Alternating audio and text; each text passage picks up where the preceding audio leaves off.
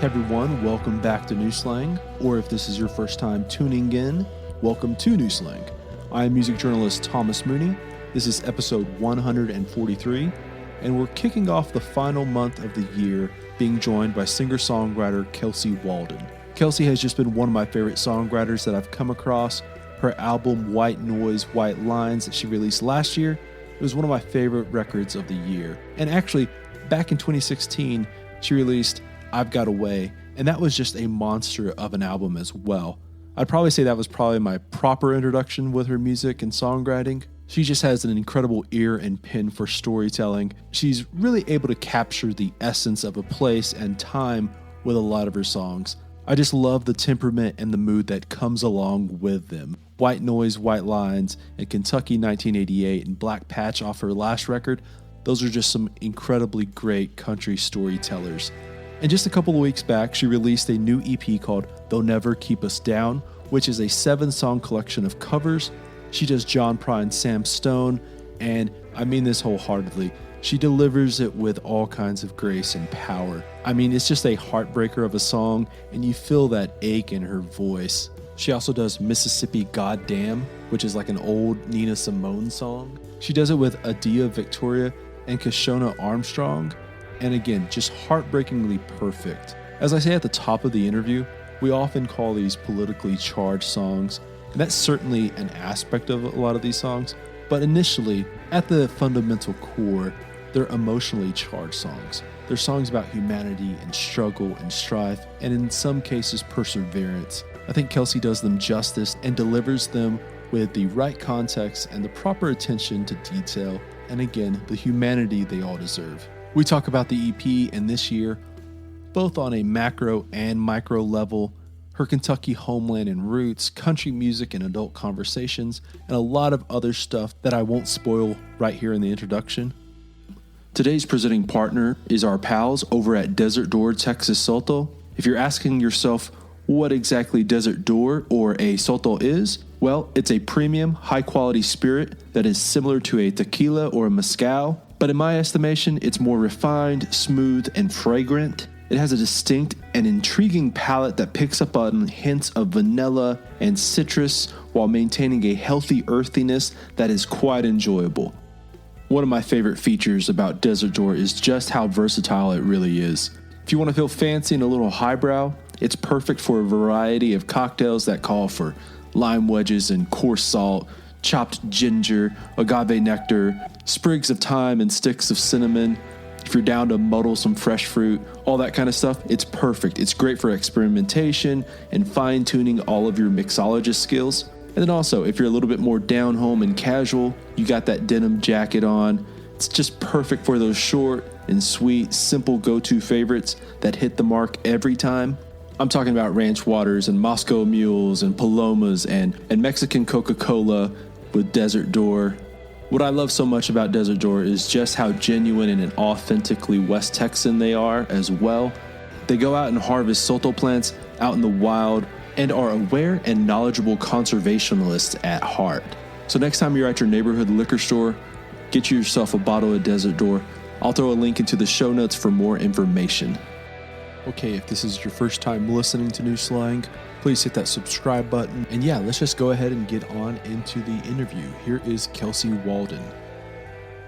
Well, let's start off with just, obviously you just released this new EP just the other day, just like 2 weeks ago. Yeah, November 20th, which is like, I feel like I didn't even realize it was December 1st today. So yeah, it was, I don't know, time right now feels so strange to me, but yeah, I guess that was just, a couple weeks ago, November 20th. So, yeah, well, obviously like these are all covers of what I guess like I've been reading, most people have kind of called them, quote unquote, like politically charged songs. I kind of think of them as like more emotionally charged. Like they're all like deeply resonating emotional songs about people and like circumstances. yeah, And I appreciate that. I appreciate you thinking that. I mean, in a sense, they are political, I guess, because they deal with human issues. But, Mhm. but they're really songs of American people, and many different perspectives, and just kind of focused on like social justice, and just I think kind of like the interconnectedness of of all those things. But yeah, I guess that kind of naturally becomes political, but it's not like this, uh, kind of like take a side thing. I mean, unless you're just an asshole. Yeah. but but no, I mean, I think it's yeah, it's that's exactly what I appreciate you that perspective, because that's exactly how I feel as well. Yeah, well, it's always this strange thing of like where people go. I think like a lot of these songs, quote unquote, protest songs, if we will, or like politically charged songs, For sure. they all start out as like more about, specific people, like an individual, or, people who are marginalized. And it's only after that other people start calling them political songs. There's this weird thing about that. Absolutely. So what I was wondering was like, first off, like, how did you decide on these 7 or so? Like, what was kind of like that process of kind of, I guess the origin story of what, of when this popped in your head to, hey, I want to do this as an EP? Sure. Well, I mean, as you probably know, and I know everybody else knows, I mean, our whole calendar year got um, canceled this year. I mean, we were like literally on the road with barely any breaks until like, probably like this month, honestly. And I mean, even starting before, starting just of January 2020. And I don't know. It feels like a lifetime since then, and it feels really cute that I even cared about the gigs. Like now, I'm just like, I mean, not that I mean, yes, I mean it's very serious because this is our livelihood, and we're kind of still in this predicament. But obviously after just like some personal losses, I guess that's what I mean. We had um, two. Obviously I lost my friend John Prine to COVID, and then my boyfriend's uncle died to COVID like on the same day, and that was just really insane. Like it's just like this isn't. I don't know. It's just like this. It's just really rare. Just felt like everyone around us was dropping like flies, and then I guess to try to get back on the subject. I don't know. I just like this year just kind of I felt like took a turn, and maybe there was a lot of issues that were always happening, and that I always cared about, but I felt like that the world just got put on pause, and it almost felt like these issues were kind of maybe more well heard just because everybody, the world stopped. And I don't know, I had a lot of grief and a lot of frustration. I was also processing kind of all these things, and I just was like, what is the best way for me to use my energy and like my tools to do something good? I mean, honestly, I didn't feel like it was the right time to put out, another. I mean, I know people need music, but I didn't feel like it was the right time to put out another, obviously record of my originals. I mean, I plan on doing that next year, but it just didn't feel right. I don't know. I didn't feel like I needed to do something about me, but I felt like that the world still needed, joy. And I also needed to put my energy towards something that I cared about, which was, raising money for these organizations too. And that was kind of a big part of it. Just put music out to kind of to help, just to even just like put, maybe just even this energy, I mean, into the universe. I mean, it's just like, that's the only thing that I knew what to do, you know. And it was also like healing for me, um, and challenging for me too, because I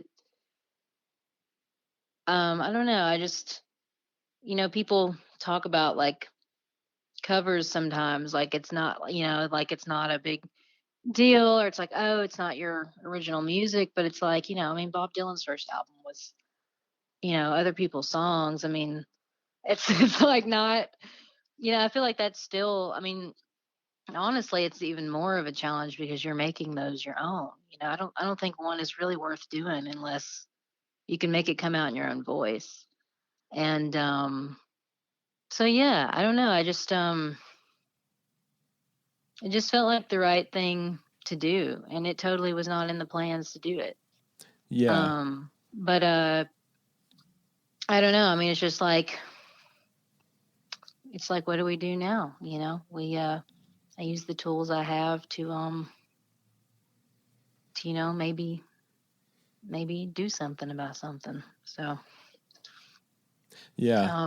that was pretty much the ideal. And you know, it was really hard to choose those songs. I mean, I don't know, just because there's so many issues to talk about and focus on, and organizations we could have even donated to.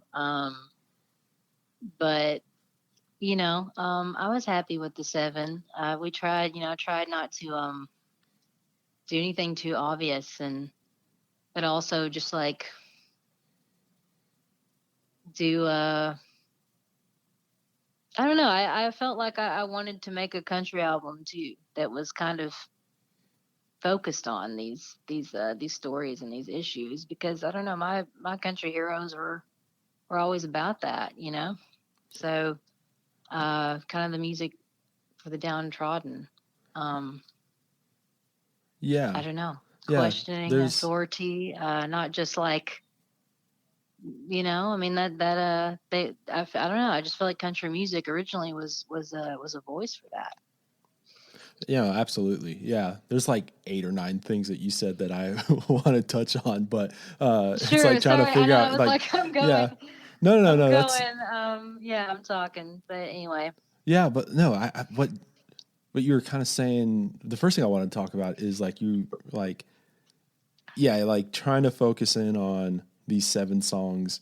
You know, just like what you were saying about how really like when the world is falling apart, there's a million things that you want to address. Mhm. And trying to focus in and figure out what those things, those little things are.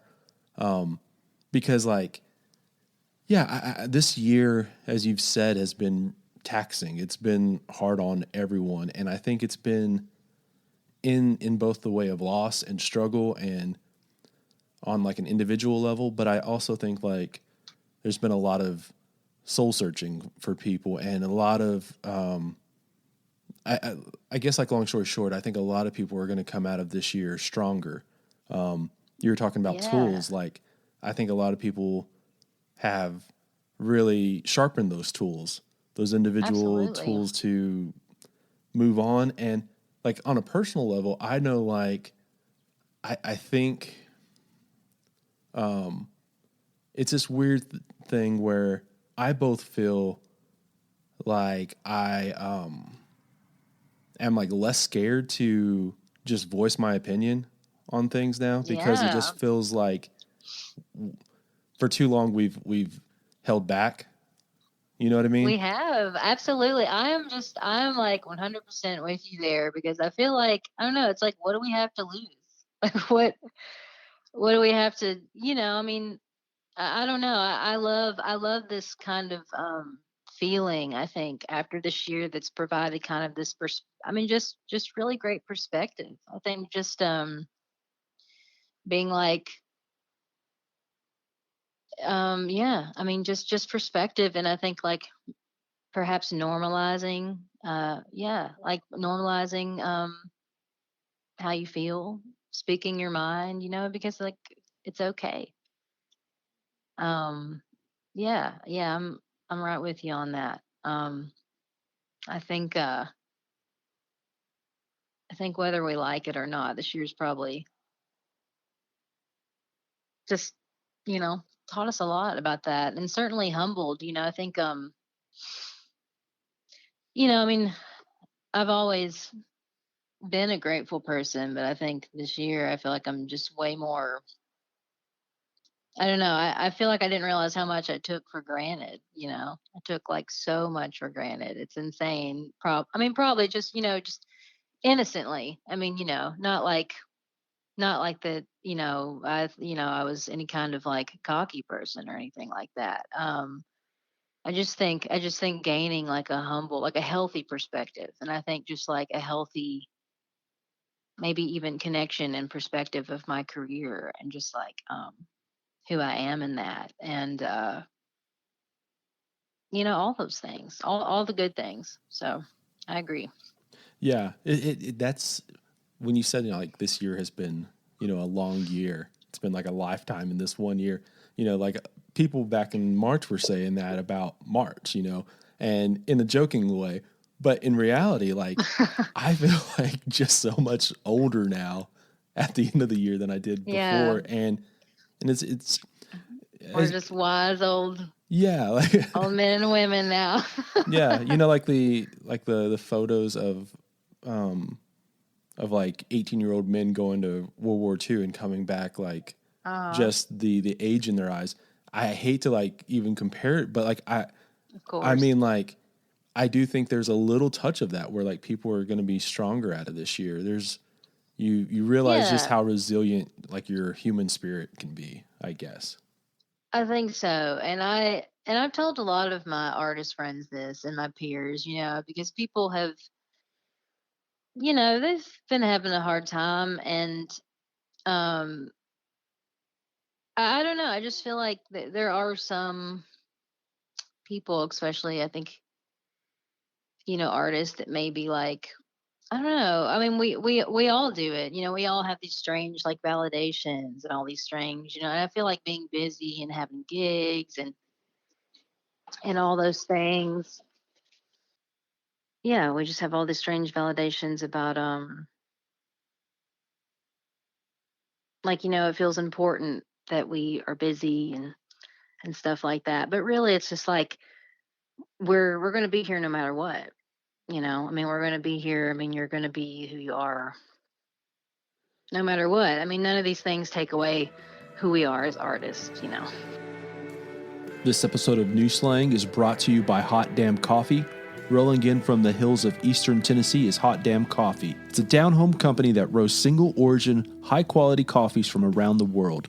Their year-round roasts come from certified farms in Ethiopia, Tanzania, and Nicaragua. Check out the Hot Damn website over at hotdamn.coffee. There you can find more info on their operation and roasting process and some helpful tips on how to brew the best cup of coffee. They've certainly made my mornings that much better. And to be perfectly honest, I enjoy a nice cup of coffee at all hours of the day. Some of my favorites have been the Tanzanian pea berry in medium roast and the medium roast of Nicaraguan with the honey process. While there, check out their Hot Damn Coffee Club, which is a monthly subscription service. With the holiday season coming upon us, it's just really kind of the perfect gift. I don't care how difficult or easy a person is to shop for, they'll always be good with items like high quality coffee. And of course, right now, if you throw in the promo code SLANG in all caps, that's SLANG, you'll get 20% off your order. And if you're signing up for the Coffee Club subscription service, they'll take 20% off that first month and also throw in a bonus 8-ounce bag of their Nicaraguan coffee. Again, that's SLANG in all caps. Head over to hotdamn.coffee and sign up today. All right, let's get back to the episode. Early on this year, I was doing one of these podcasts, and do you know the singer-songwriter Emily Scott Robinson? I do. Yeah, she had mentioned, great. yeah, like she gave me this like perspective early on whenever we were talking about all this way back, like in April, and I've been kind of thinking about this all year, and it's like there was obviously a lot of frustration about people not being able to work. And obviously that's super tied into the music industry right now, but it was also at the time whenever people weren't able to work at restaurants and like just in general. And Mm-hmm. there was obviously a bunch of frustration built up in people and like just feeling like they were kind of wasting away. And she was talking about Yeah. how she thought that so much of what we go through in life is like, I guess like it is another word for that validation of like, where so much of your, she thought like so much of like what people tie their worth to is what they produce. And like Yeah. at the end of the day, like if you walk away and you realize, oh, I did this amount of work and I did, you know, I built this, I don't know, this couch or like, or I've served this many people or whatever the case is, that like so much of what people attribute to their worth is the work that they've put in. And I think there's something to that too, of like where so many people feel like they've become worthless this year because of Yeah. the quarantine and just, Yeah, absolutely. And yeah, I mean, and that's like, and that's valid, you know. I feel like that's valid to feel that way. I mean, that's so ingrained in our like system, you know. Well, I mean, especially mine, I mean, just the way I grew up. I mean, it's so like, you know, like you don't take off days, like stuff like that, you know. That's very ingrained into like my Kentucky upbringing. Like it's like, you know, just kind of, well, you know, just kind of feeling, yeah, absolutely worthless. And it's not just me. I know it's all of us, but you know, it's like, um I've had to do a lot of work with that myself, you know, just in general. I mean, throughout my whole life, I think just understanding like, you know, I'm an artist and I'm a songwriter and I'm a storyteller, and it's like, you know, it's also okay for me to like enjoy life. I mean, honestly, I don't even think I realized like how tired I was, you know. I mean, in a way, this break has been kind of a blessing in disguise. I mean, I obviously I miss, well, there's so many things I miss about touring and just working, because I mean, that was just such another creative outlet for me, you know. It was just a creative expression. I mean, just, I think the connection every night with fans and just, you know, all the blood, sweat, and tears, and just I definitely miss that. But I enjoy being at home, you know. I mean, I enjoy also just like kind of doing life stuff. Just you know, cleaning my chicken coop and, you know, having a garden. I like doing that too. But and also just having, I don't know, cuz I don't write very well on the road, and I think especially the way we are touring right now, you know, maybe until it gets a little more comfortable. I mean, we're in like an okay spot, but you know, I mean, we were grinding, you know. I mean, just not a lot of sleep, and I don't know, I feel like there's not really a lot of, for me at least, like it's hard for me to write on the road. So I feel like I have to be kind of like in one place for a minute. So I have enjoyed kind of, I think, gathering like my thoughts that way, you know, being off the road, I will say. But yeah. Yeah, I but don't know how how people like I get like how people can ride on the road and stuff, but I would mhm. find that just ridiculously hard personally. I don't Well, yeah, know, like especially when you're in the van, it's like just in there with everybody. I mean, you know, then we still share a room at the end of, I mean, you know, I just don't have a lot of alone time, I guess hmm is what I mean. So, and that's not saying that I don't love, you know, I love everybody dearly in my crew, and but yeah, I mean, it's just kind of hard to find that alone time, I think, for me to do it. But I'm always writing down ideas and stuff. I think sometimes it's just hard to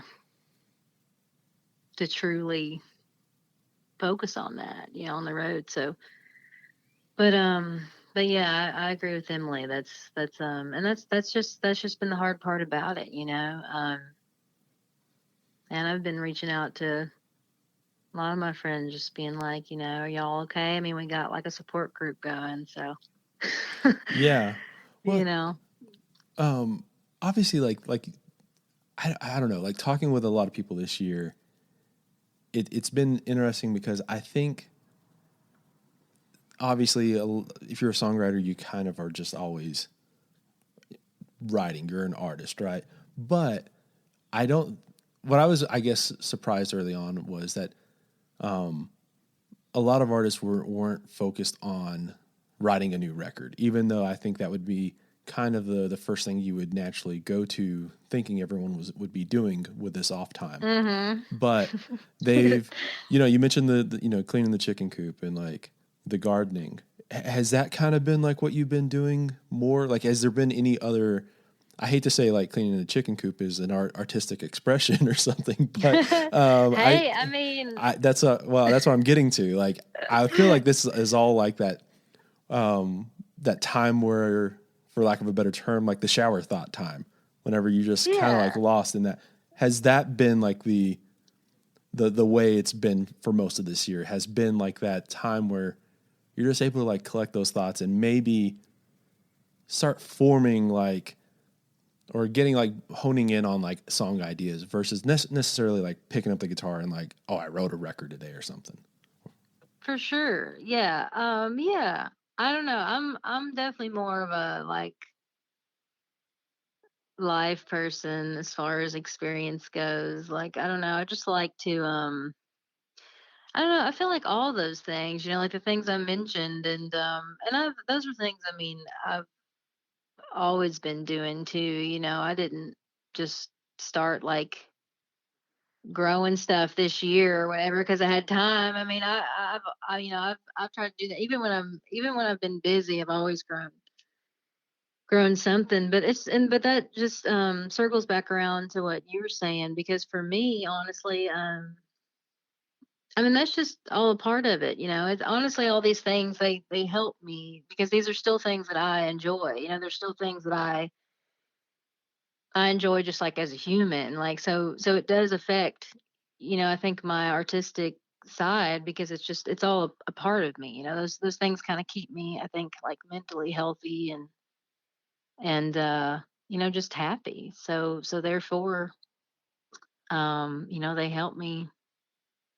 help me in writing because it's just like, just living life, Yeah. if Have that you? makes sense. Yeah. No, it does. Have you picked up any other like creative outlet though, as far as like I don't know, painting or just like I have anything like not that? started painting, but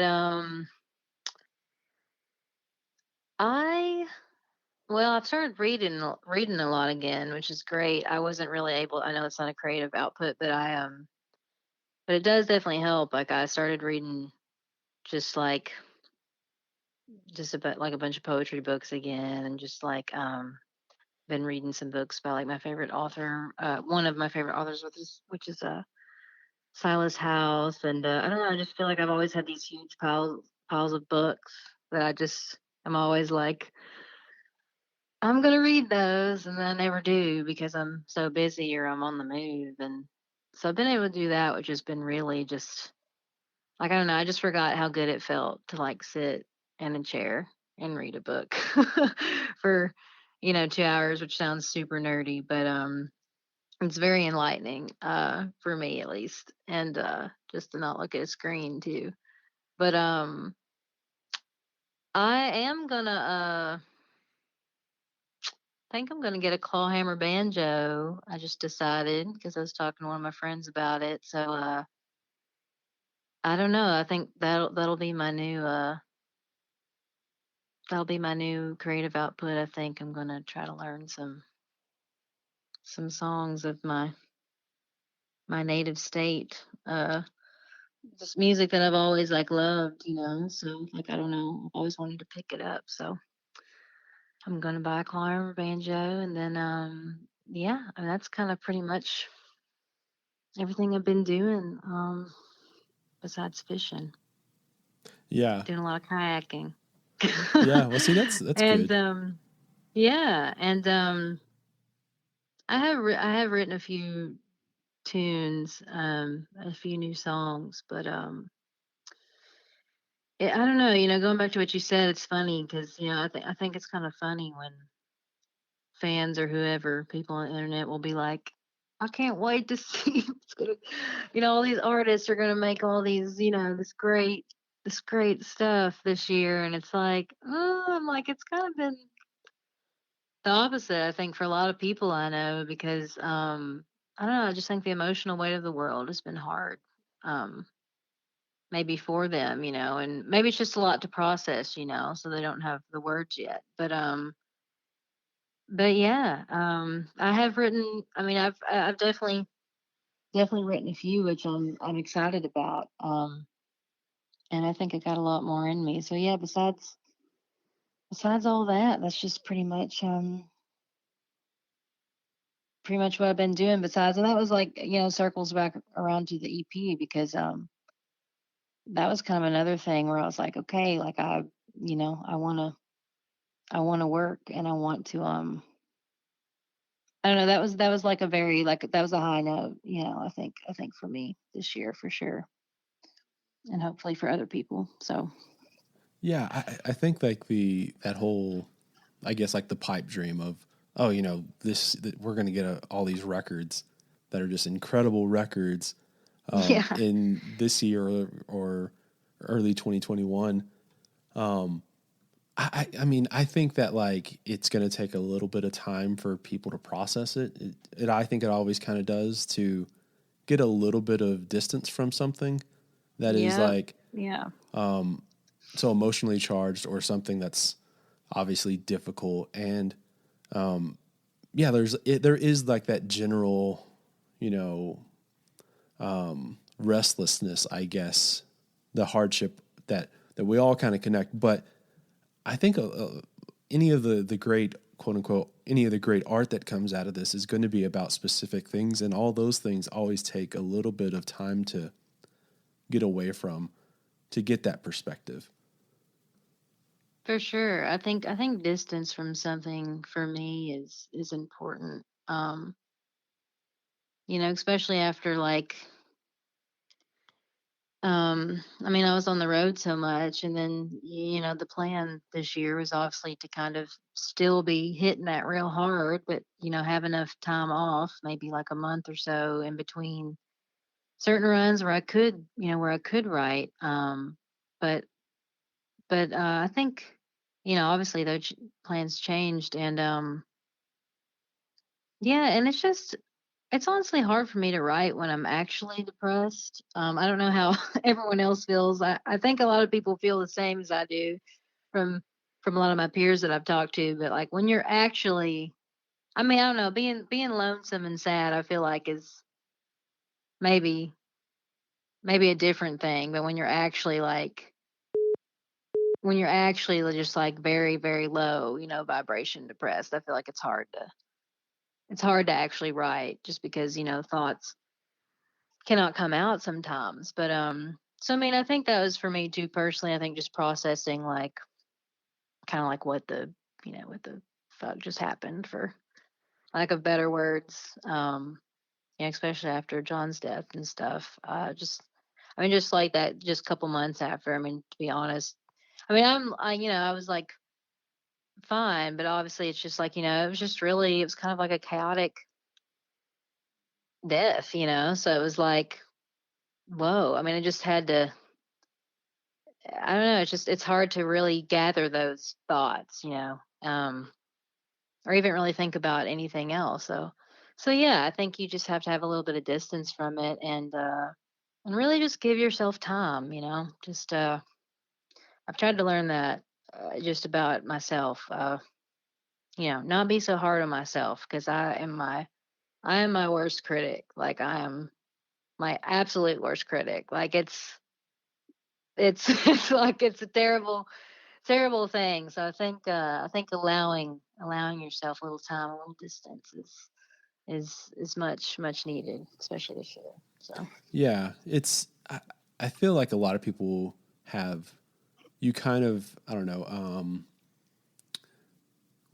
we as just like as far as like, artists and journalists have kind of made it into this like one thing where for you to process grief or anything, and write it into a song, it's a cathartic process. And sometimes it's I guess what I've learned more so is like the actual writing of the song is not necessarily the cathartic process.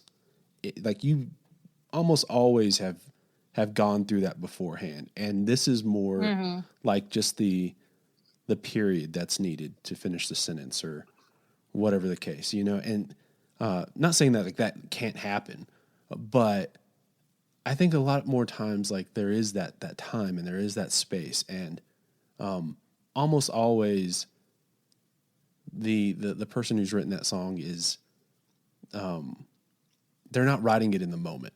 You're not necessarily writing a heartbreak song, the day that your boyfriend or girlfriend breaks up with you, or no, yeah, it's after you've like gathered, you've kind of like let everything sink in, or allowed yourself to see it, from maybe far away, or sometimes, it's like raw and in the moment, and that's amazing. I mean, it's magical when that can happen. I mean, we all wish that would happen more.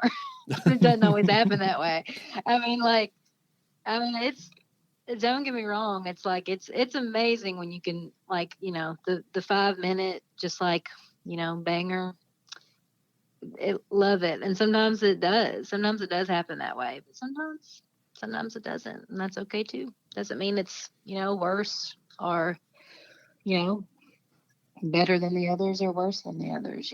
They just all gotta come out when they can, when they're ready. Yeah. So obviously, like we're talking about time distance, but space distance too. You're from Kentucky. You moved to Nashville. Did that space, like the actual like physical distance, give you better perspective on what you loved and didn't like about Kentucky and like growing up in a rural area and all of that? Do you think like that all gave you, some more perspective as well about where you're from? Yeah, I think so. I'm not sure I ever thought about it that way, but I think so. And I'm still not that far from home now, and we actually, well, for about 3 years now, I've lived out in a rural area outside of Nashville. That's where I live now. I live in a town called Ashland City, Tennessee, and it's a little more like home, which is nice. But yeah, there was a lot of things that I've missed, and I was able to gain perspective on. And of course, Nashville. When I first moved, I mean, it was only about 3 hours or so away from my hometown, and so I wasn't that far away, and I'm still very close. I mean, my whole family.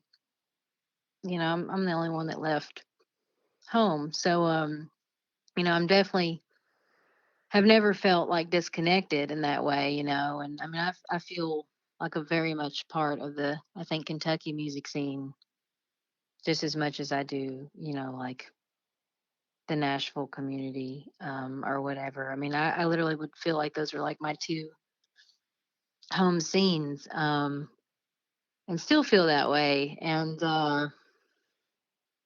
but yeah, I don't know.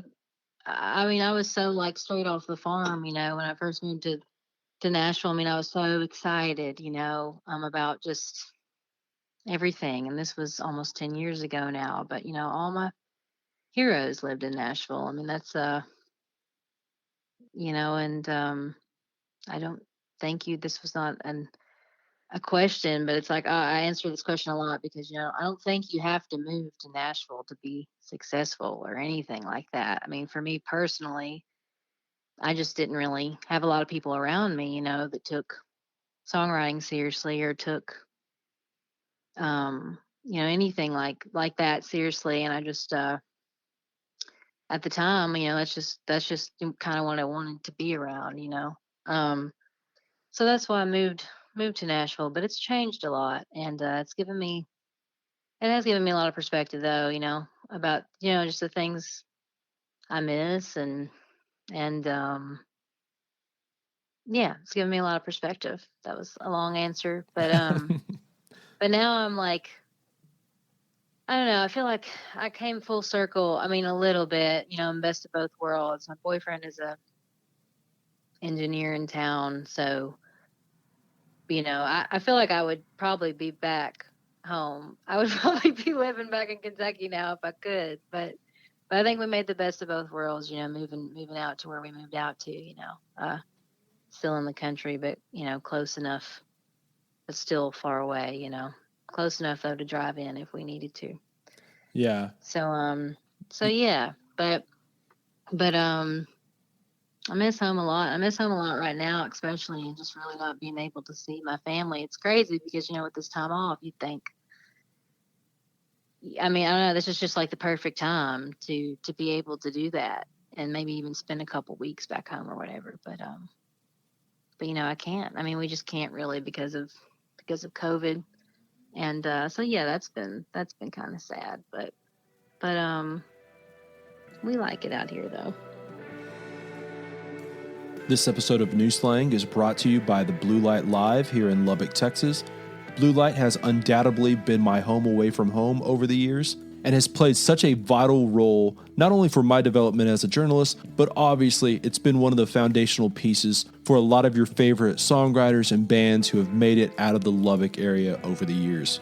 And of course, as a music venue, they've played such a pivotal role for a lot of your favorite bands just in general. One of my favorite parts about Blue Light is just how versatile the place can truly be. I've seen it crowded and rowdy on a Saturday night for a rock and roll band, and I've seen it dead still on a Wednesday when a legendary singer-songwriter rolls through town. What you should do is go over to bluelightlubbock.com and check out all the new merch they've added. Hats, t-shirts, both short and long sleeve. They also have hoodies and koozies and just added some sweatshirts that are very much an homage to the college sweatshirt that John Belushi wore in Animal House. And then of course, maybe the crown jewel of their new merch is the Varsity Club style jacket in blue satin. I got one the other day, and yeah, it's just one of my favorite things I own now. And yeah, I don't know, I just love it. Anyway, you can check out all of their new merch over at bluelightlubbock.com. As always, I'll throw a link into the show notes for easy access.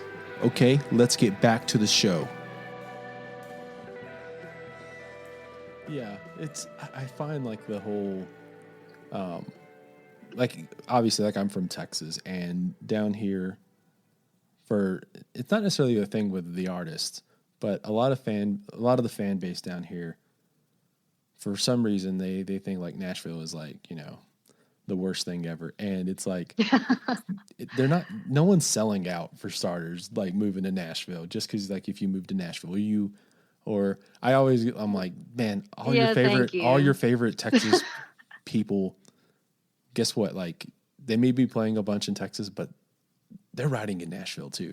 Like it's they're doing business in Nashville. They all are. That's just people too that don't know like really even what's going on. I mean, I think it's one of those things where some like a lot of times with any kind of industries, you have to go to like where those people are, where that industry is. How ridiculous would it be if you were trying to be an actress and you're like not moving to LA, like the same kind of things, or in a lot of ways, I think you can apply. Sure. So, I mean, for some people, I do think, just like where I grew up, kind of around like West Kentucky and, near Paducah and, which is like a wonderful, very just culturally significant little river town. And I grew up probably like 40 minutes even west of there. And, but I mean, I don't know, it wasn't as, I think blossoming is like, say, like now I would consider like the Lexington, Kentucky scene to be like it's just like a blossoming like music scene, like, and I do think there's like, things to gain from that, and just people making really great records out there, and in Kentucky in general, and some people, that stay home but still do some business in Nashville, just kind of like in Texas. But yeah, I mean, I agree with you. It's just, I guess my point being, it's like, no, I don't think you have to move here. But at the time, I felt like I did. And honestly, like, I mean, I'm thankful for it. I mean, I don't know, I wouldn't have met my band. I don't think if I wouldn't have moved, to Nashville. I mean, obviously, like, Oh Boy is there, and I don't know. I don't know if any of that would have happened, or maybe it would have just in a different way. But I know, yeah, I had to kind of, I think, place myself. I mean, that's just my story. That's not like everybody's, and that's okay.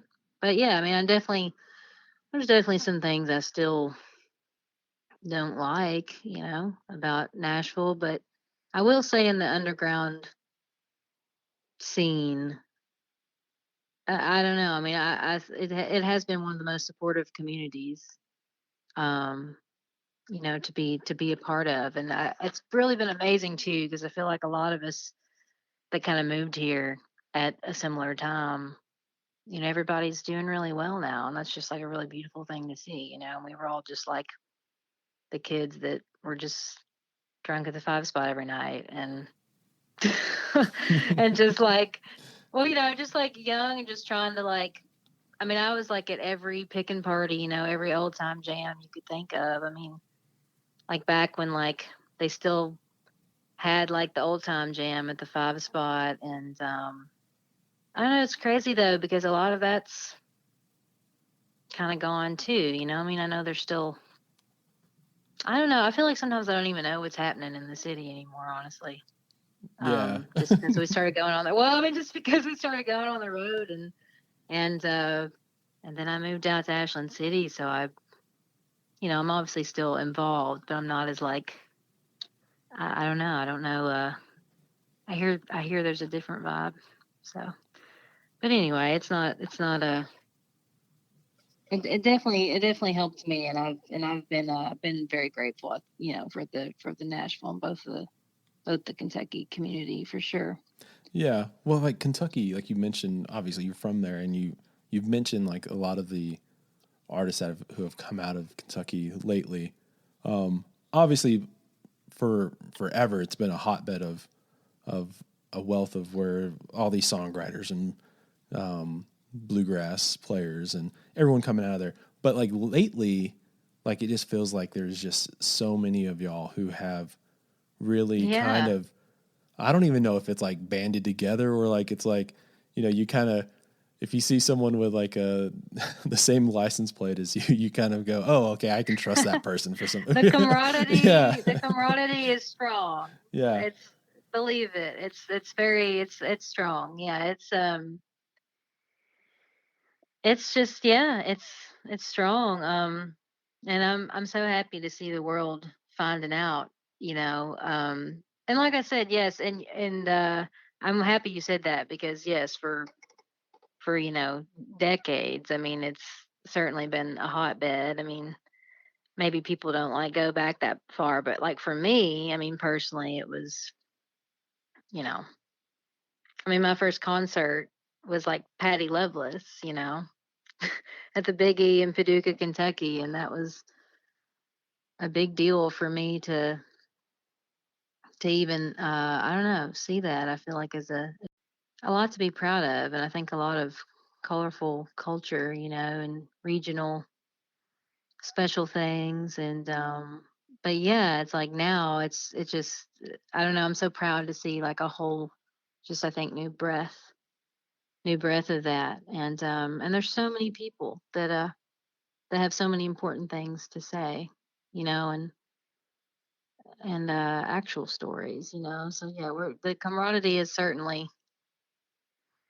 strong. I don't know what it is. I guess you gotta stick together yeah. if you're I from Kentucky. I think there is something about, um, and I guess like you can generalize this to just being a person, but I think especially when it comes to like the arts, so much of like what your identity is tied to is like where you're from, and seeing other people from that talk like you or that are from the same area you are, it gives you some allowance to like tell yourself, oh yeah, I can do this too. And like, oh, like all these people from this area, they're telling these stories about this land that I'm from, and I want to tell these stories as well. Or, you know, they've not talked about this though, and I know about this. And long story short, I think like there's a lot of like allowance that's given once you Yeah. kind of realize like that. Oh, these people are from where I'm from.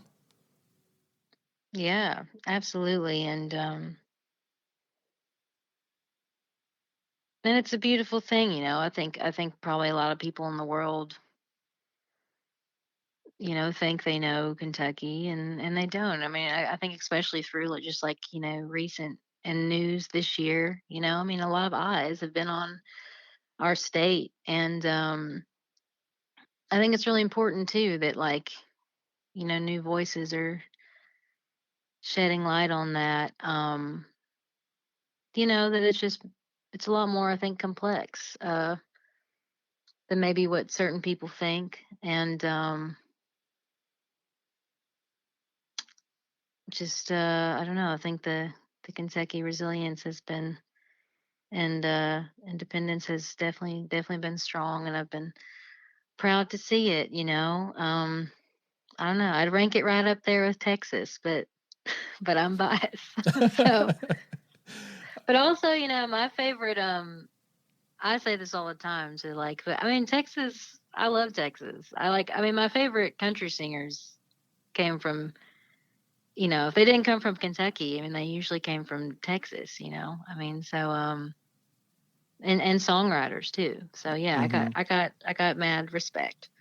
Yeah, no, I of course like I love being from Texas, but I also always tell people like, or you kind of have to realize like Texas has like so many fucking people. Like Yeah.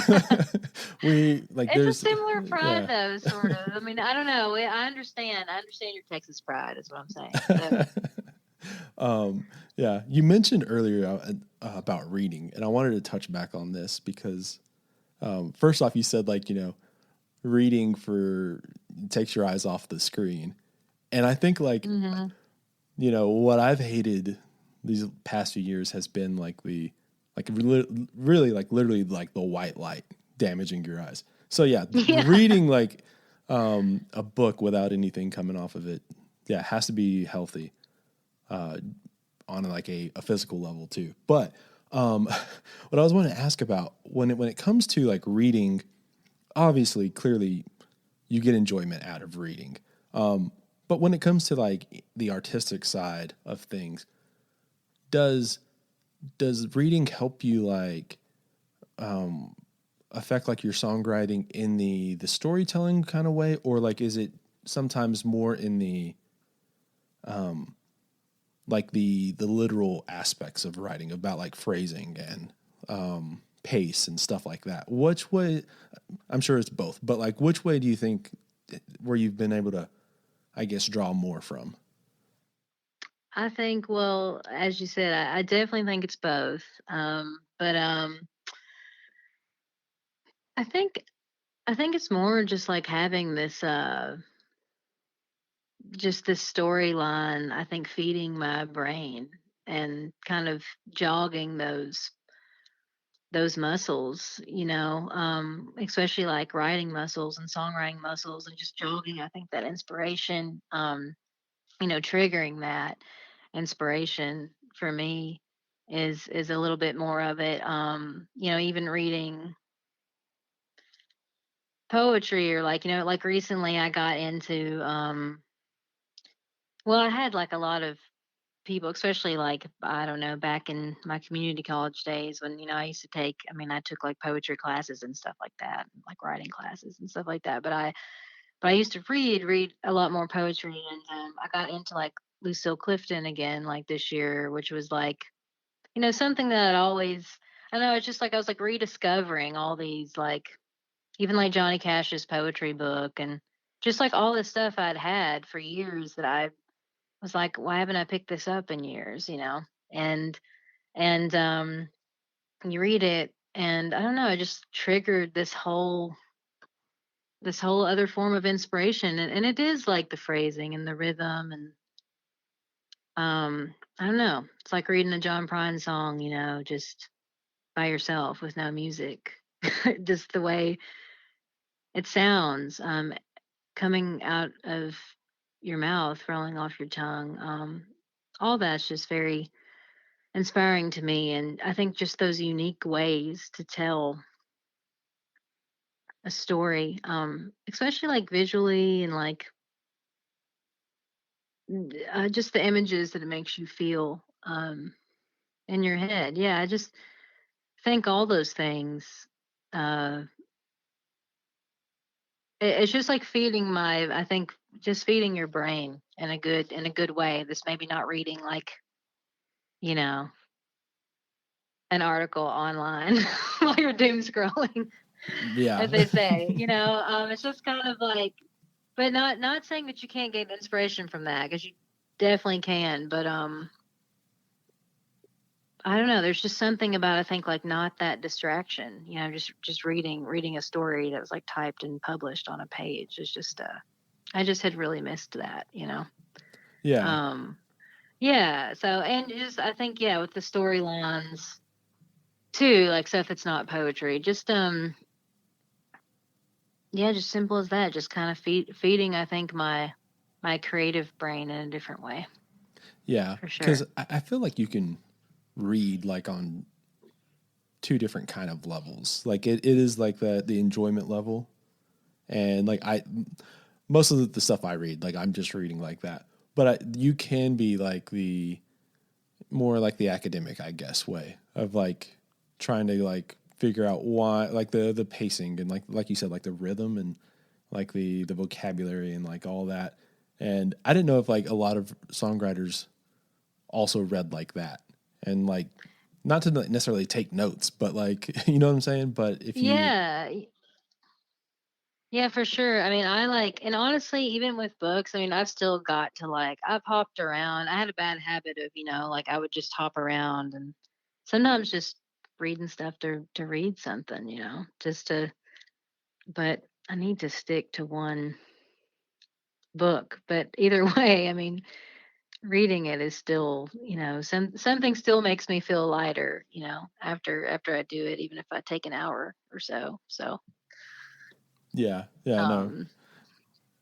Yeah, it's weird. It's weird because like I know that like it's kind of like the same thing as if we apply it to the music. It's like I don't necessarily like listen to a record and just like worry about like the phrasing of it. You know what I mean? Like I just think more about the storytelling aspect and like, oh well, that sounds really cool. And so yeah, I don't know. Maybe that's like way too nerdy of a thing. No, I mean, I think it's a little bit of everything, honestly. Like, I mean, I don't sit like when I write a song, I don't think about too many technical aspects. Yeah. I mean, not anymore. I mean, I used to, I think, when I was younger, but I think I've realized that it's about a little bit more than that.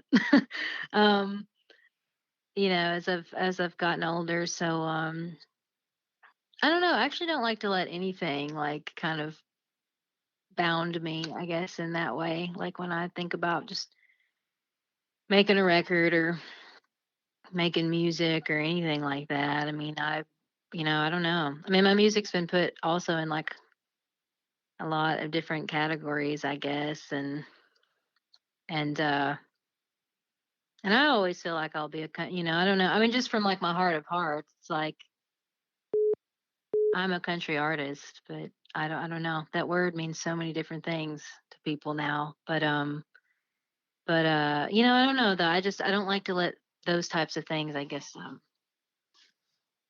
I guess just like bound me, like when I'm thinking about writing or even making a record. Like I don't know. I just feel like I always gotta follow my arrow. This episode of New Slang is brought to you by New Slang. So obviously, you're listening to New Slang right now. That probably means that you enjoy it, or at least you enjoy some of the conversations with the artists that are on here. Well, you may be interested in helping support New Slang a little bit more by doing one of a handful of things. One, stop by our New Slang merch store and order some merch. Right now, there's t-shirts, koozies, buttons, stickers, magnets, and a handful of keychains and the like. Two, if you like New Slang just a little bit more, you can join the New Slang Patreon. What is Patreon? Well, it's like a subscription service. Since New Slang is free, it's a great way to get some extra bonuses, and additional content. For example, if you subscribe to the Postcard Pal tier for $5 a month, you'll get ad-free episodes, updates on upcoming guests, and monthly New Slang postcards. The postcards are essentially little mini show posters that I started designing to highlight that month's roster of guests. Like right now, we just ended the month of November, so November's show poster is a denim jacket where all the episode guests are individual buttons pinned to the jacket. Right now, if you sign up for the Patreon, I'll go ahead and make sure you get all the back prints. Again, signing up for the New Slang Patreon or purchasing something from the New Slang merch store are great ways to help support New Slang. Another easy, simple way is to give us a 5-star review over on iTunes and share New Slang with all your friends and family who you think may enjoy New Slang. Links to both the Patreon and the merch store and all of our social media stuff is in the show notes. Okay, let's get back to the episode. Yeah, well, it's always like the I'm trying to think of like what it was, the like the analogy of you obviously, like, you think of yourself as a country artist. It's like I never changed I guess my definition of country, like everyone else's definition. I changed. I haven't either. Yeah, you know what I mean. Yeah. So yeah, I find like that. I actually had like a conversation on a podcast just the other day with Andrew Nelson of Great Peacock and Sadler Vaden, and awesome. We were talking about this, like the genre label, and like where did the genre label kind of come from, and like it kind of spurs from the Heartland rock is what we were talking about. But it's just so weird because I don't think any of us know what like Americana or like any of these words mean. No, and like I don't get too worked up over it anymore. I mean, honestly, I feel like I used to, and that doesn't mean that I've not lost my passion or anything like that for the genre I love or anything like that. But I don't know. People are always going to have an opinion or a comment, and I don't want to be concerned with any of it. I mean, even if someone doesn't like what I do, it's like that shouldn't affect me. And I just don't. I Yeah, I don't know. I mean, I obviously think Americana. I think that kind of had to be. And in a way, I'm obviously super grateful, because I think it's led a lot of, it's like given a lot of people careers still, that wouldn't be played on like, you know, dare I say pop country radio or anything like that. I mean, it's like, I guess, obviously it was a new format had to be created, Right. But I mean, genres are, I mean, that's just looking at it very like literal and like I understand like all that, but like I feel like genres in general though are kind of just they're just exhausting a little bit. That's the word I was looking for right there. Yeah, I'm like, there we go. That's what you're trying to say, Kelsey. It's exhausting a little bit. It just is, and like it's and that doesn't mean like that I've lost any kind of pride in being like I don't know. I mean, the country is not like a switch for me, that I just turn off. I mean, it's always a part of me. And I mean, it's part of who I am. I mean, it's part of how I was raised, it's part of like a genre that I like deeply respect and I think deserves to be respected again. And I think that's what a lot of us are trying to do. Um, but I mean, at the end of the day, it's like, well, it's like when you look at someone like John Prine, it's like so much of what John did was, he loved country music and it was all based in that. But, I mean, John also stands alone as someone that is John Prine. And I think that's like, I mean, kind of like genreless. I mean, his music was universal. So, I don't know. I think that's an important way to look at it too. I I don't know if I thought about genres and what something was supposed to be like when I was making a record, I don't know. I don't think I'd make a very good record because Yeah. I'd be too concerned with that. So anything that would distract me from that, I just don't. Yeah, genres are exhausting. Yeah. Well, for me, like, I think I'm very, very similar in that I'm still very passionate about all this music because, I mean, if I wasn't, like, I wouldn't be doing this. But Of course. there is like that exhaustion part about like if you're trying to be the gatekeeper or like the authority. And I mean, I wish like I had that kind of power, but like no one's like if you know, yeah. I don't know who I will throw in as like who could be that figure as far as long story short, if like people aren't going to like listen to, I don't know, let's just use if you have a bigger platform than me, if people aren't going to like use have like respect your ideas on it, or like they're always gonna have a naysayer somewhere, then like they're definitely not gonna listen to me. So I mean, like what's the point? But like as you kind of said with John, there's those rare people who kind of like transcend any kind of genre label, and like that's what's really like it's at on one point like it's very very simple, and it's like, oh yeah, well, people like good music. Of course, So like yeah. those people can transcend, but it's also like a very interesting, complex way of like getting past that too. Because I think like a lot of people think of that with Johnny Cash as like, oh, Johnny Cash was country, but he was also just like really cool. You know what I mean? Yeah. Yeah, I feel like So I don't Johnny is know. like he's like a religious figure or something. Like he's like this entity Mm-hmm. into his own self, and maybe I mean that like in a great way.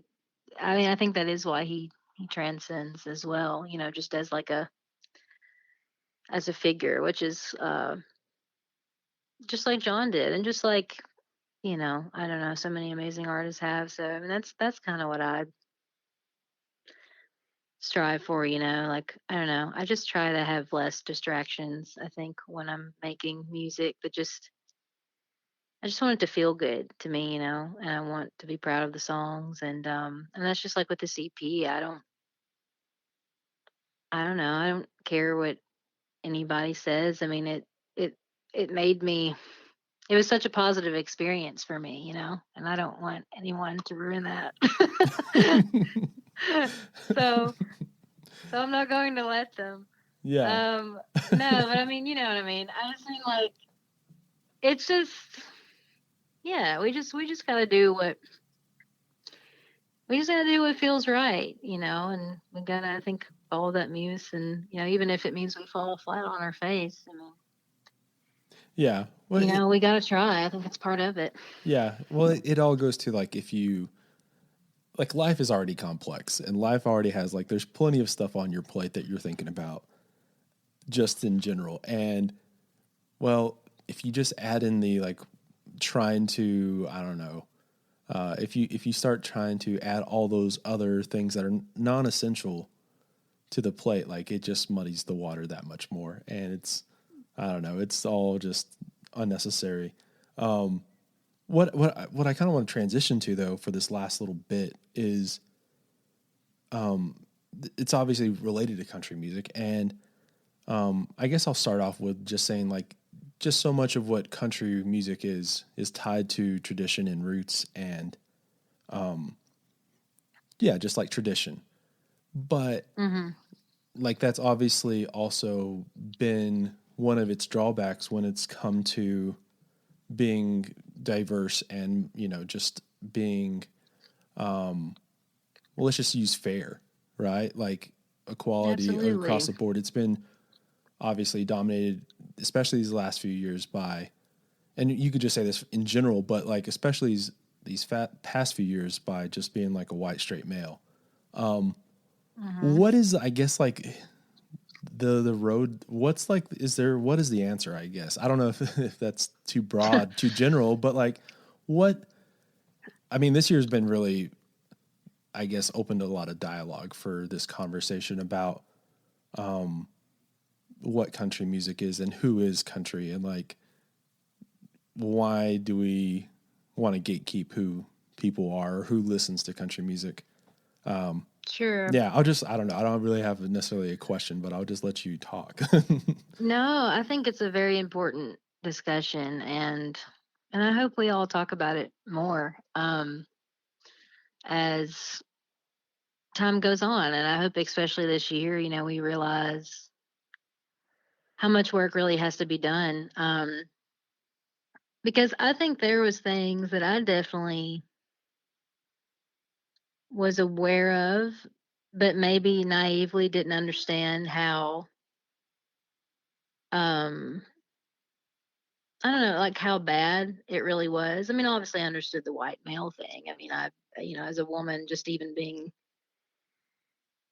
I don't know, I haven't even always felt, truly accepted, I think, by that. I mean, at least like the mainstream world. And I'm not really sure that I want to. Um, but like, I, it's absurd to me, I think, the racist things that have happened within the industry, because of that, especially, and I know it was like that from the beginning, because they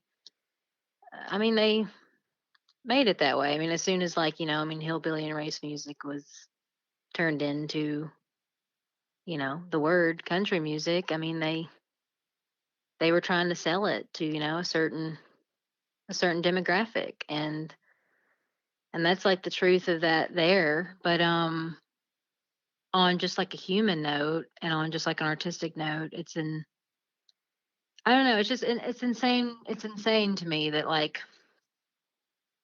it does not involve more people of color, and women, because I don't know, I mean, black artistry at its very, I mean, country music at its very cool, at its very core. I mean, we owe so much of it. We owe all of it to black artistry.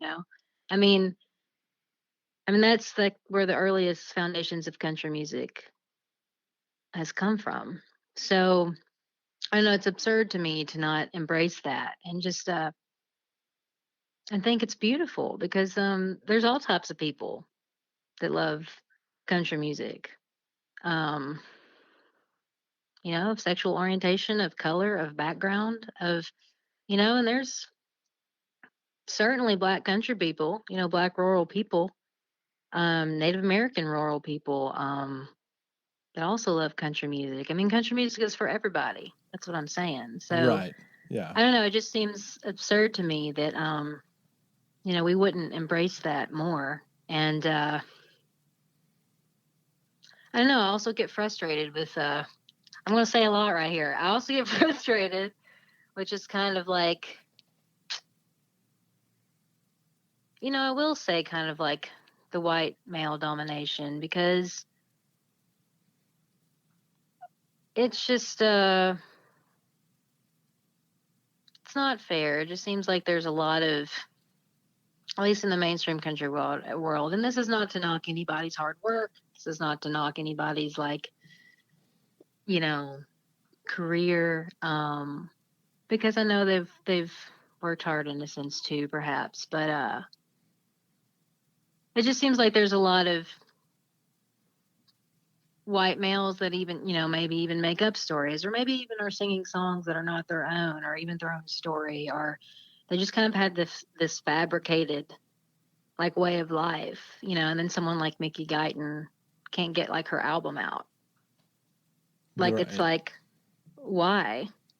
I mean, when she's like living, I mean, she's living like, I mean, her life is her life, and I think that is like authentic.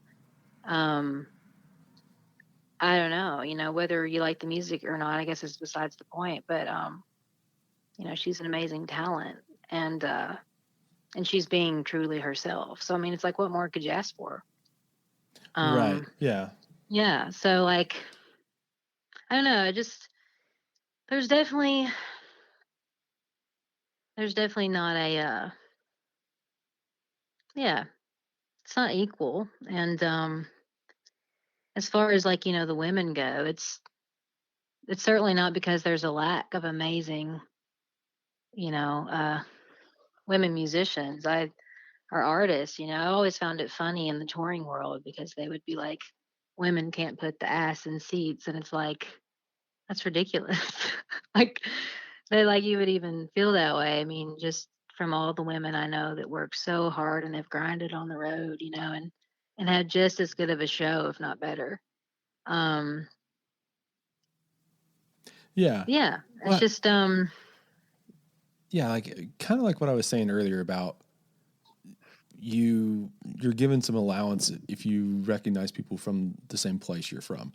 I think like that's very much the same thing if with what we're talking about here, if like you're someone who's lived the exact same life as, let's just say, you or me, but they're black or they're like Native American or something else, right?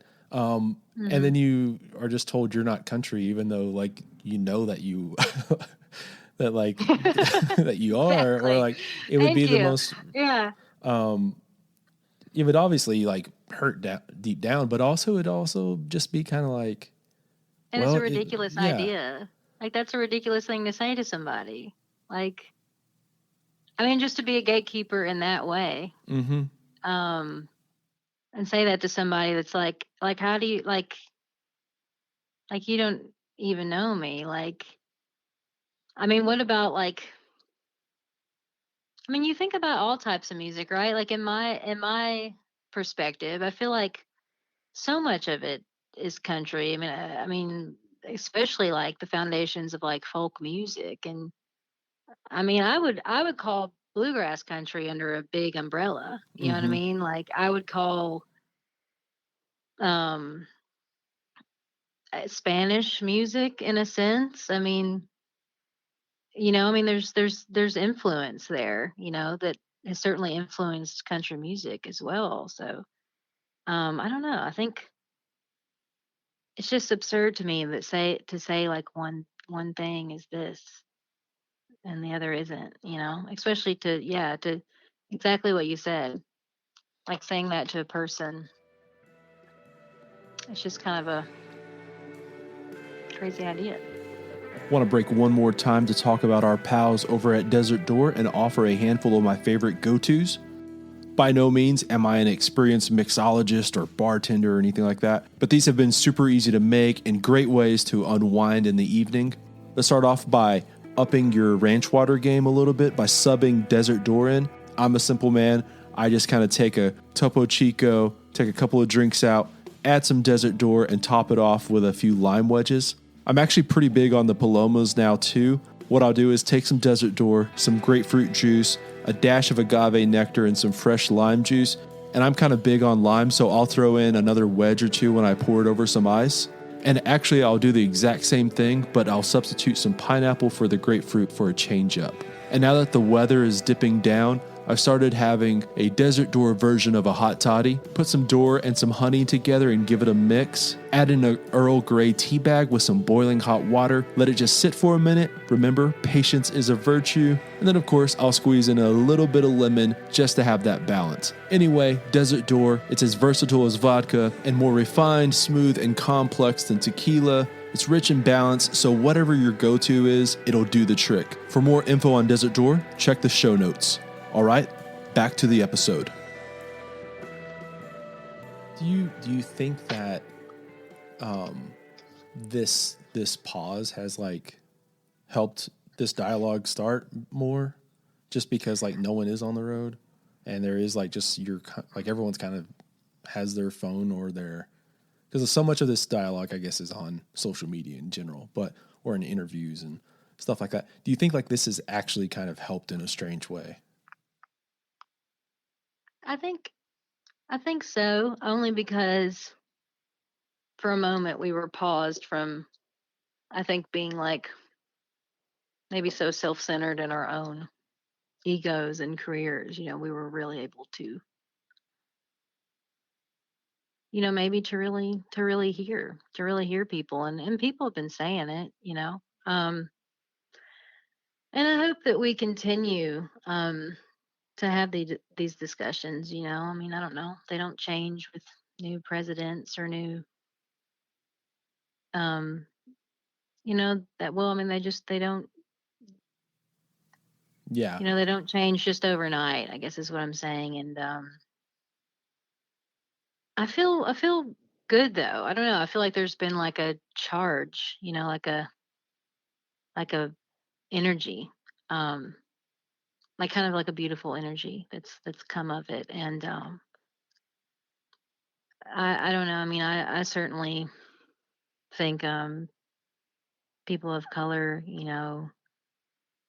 deserve to be heard. I think their perspectives deserve to be heard. I mean, especially black women. And so yeah, I hope to see a lot more of it, because like I said, I mean, I don't know, all types of people love country music. um and that's the beautiful part of it. I mean it's truly for everybody. And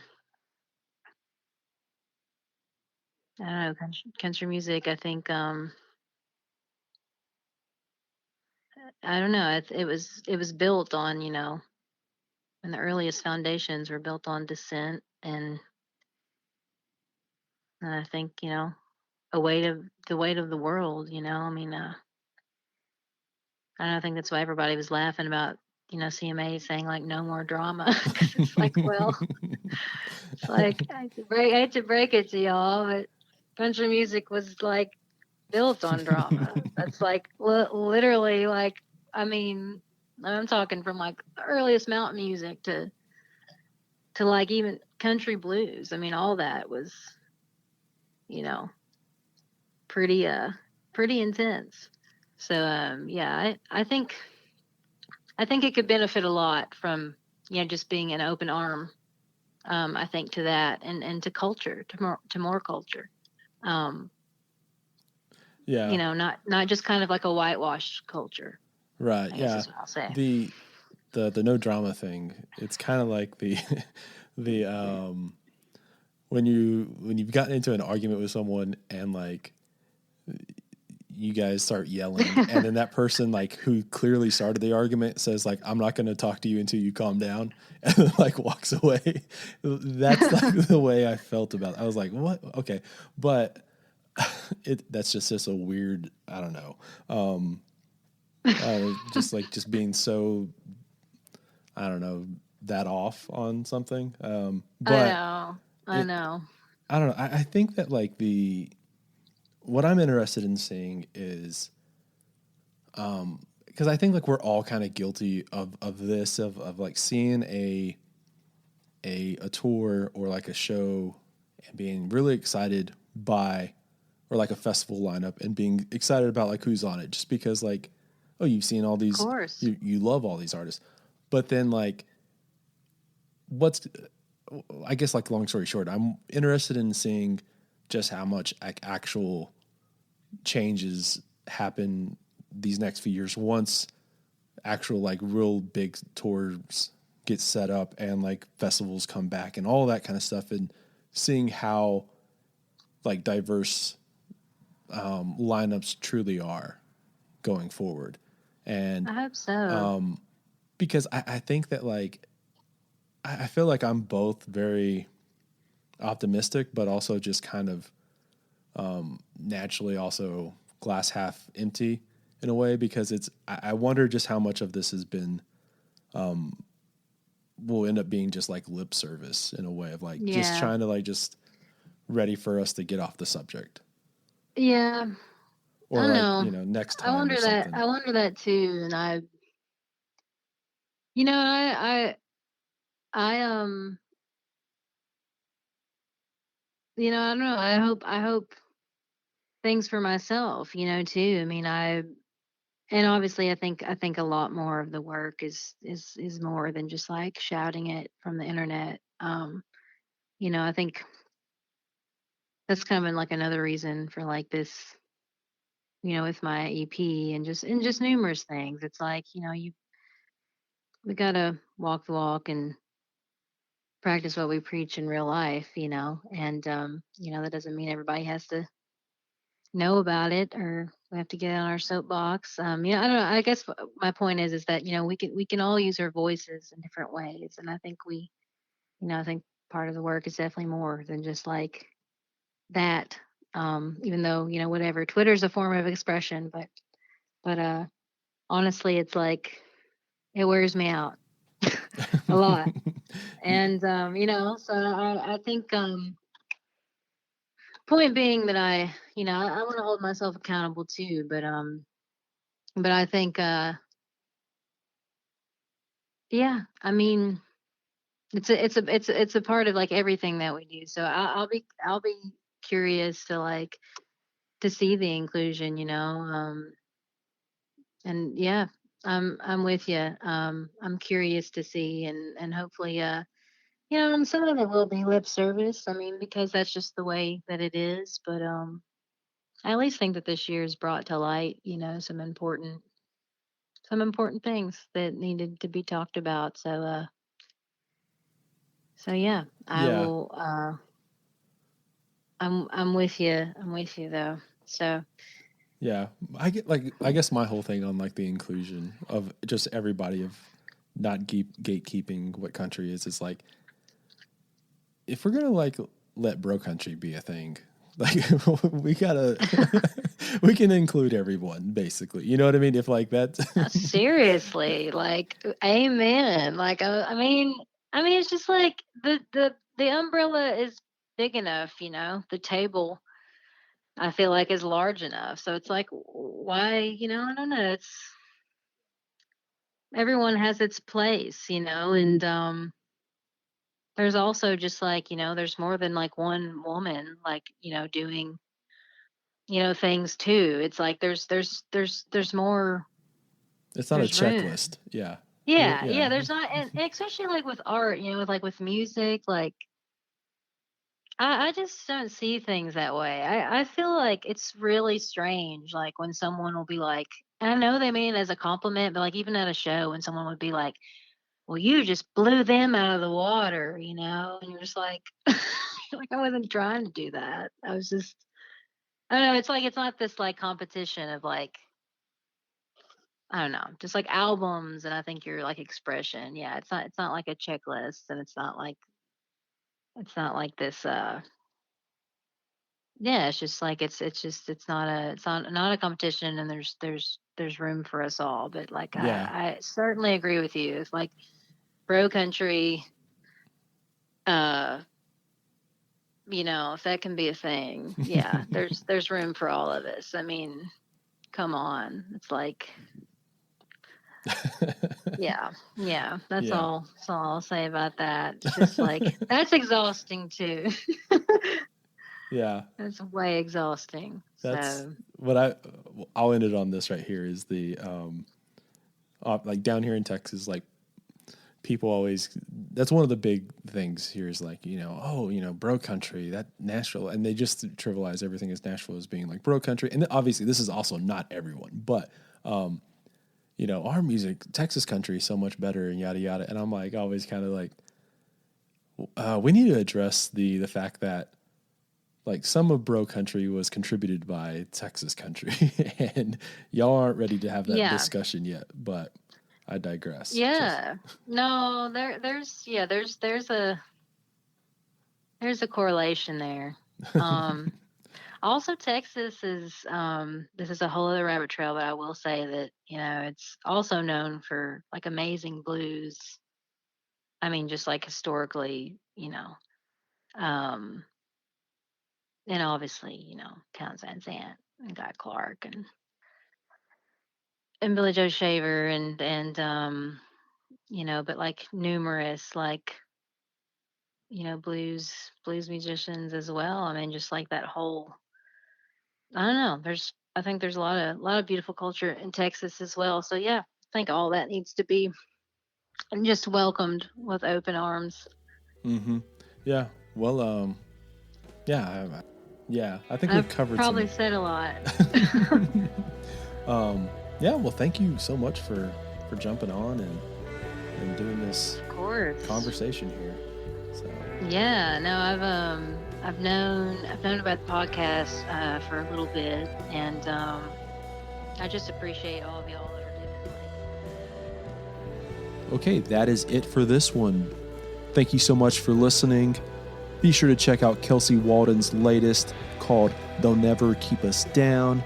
Check out our presenting partners over at Desert Door, Hot Damn Coffee, and the Blue Light Live. If you're looking for other ways to help support New Slang, check out our Patreon and merch store.